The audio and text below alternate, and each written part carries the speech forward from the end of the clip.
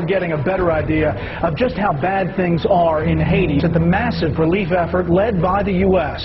This report contains images that might be disturbing. Haiti's prime minister today officially turned over control of the country's main airport in Port-au-Prince to the United States. But America is keen to stress it is assisting, not occupying.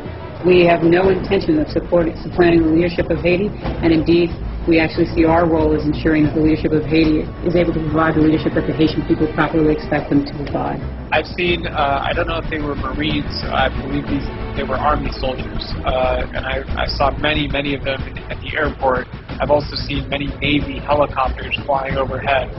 I haven't seen any of them in the streets doing any kind of relief of any kind. I think that right now they're providing security for the airport, where there are many foreign journalists and many foreigners in general.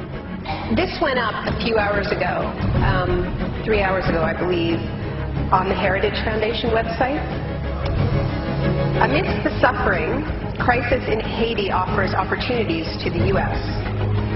In addition to providing immediate humanitarian assistance, the U.S. response to the tragic earthquake in Haiti offers opportunities to reshape Haiti's long dysfunctional government and economy, as well as to improve the image of the United States in the region. That the Heritage Foundation think tank responded within hours of the earthquake with a demand that the U.S. should use the crisis to its advantage.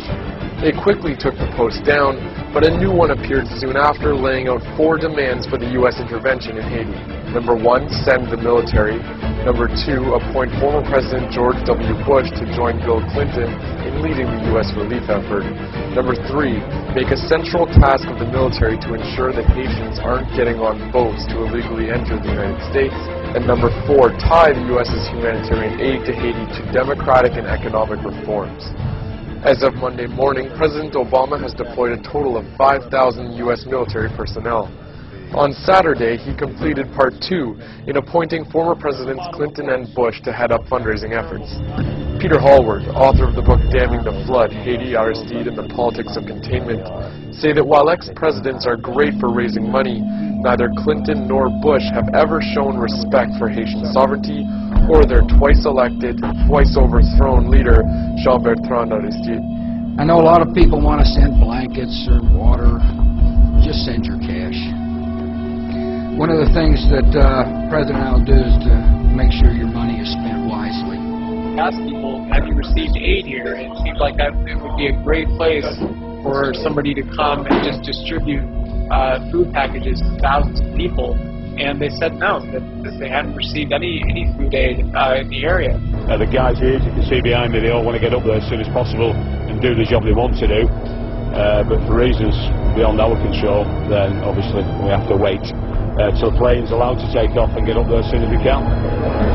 Part of the British team did take off, but was unable to land, and the men and dogs returned to the Dominican Republic. So near and yet so far, the natural human instinct to be generous to fellow human beings in distress has become bogged down by bureaucracy and red tape, as aid that's much needed in Haiti is stuck in airports across the region.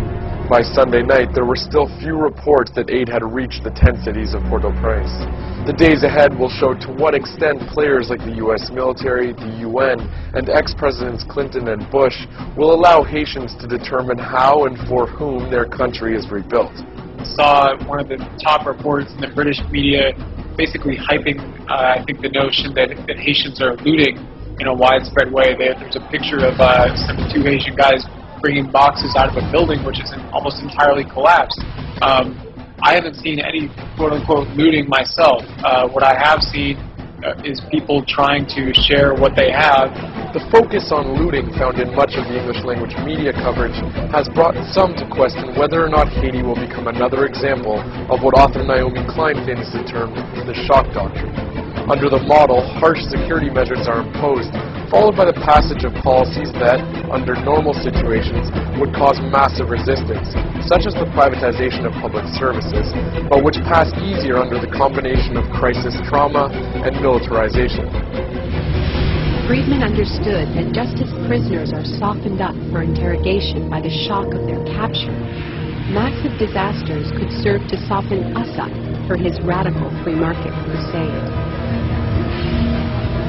He advised politicians that immediately after a crisis, they should push through all the painful policies at once before people could regain their footing. He called this method economic shock treatment. I call it the shock doctrine.